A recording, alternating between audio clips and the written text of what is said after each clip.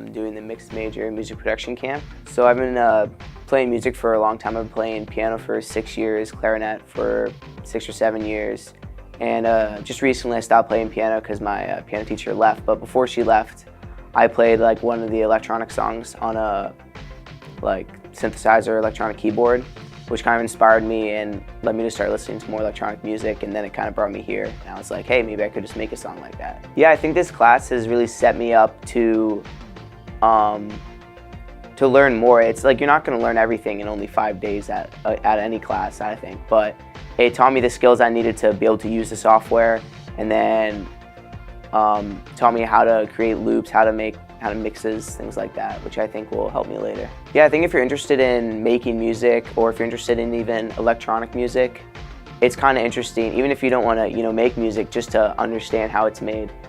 And if you do want to make music, I think this is a great choice.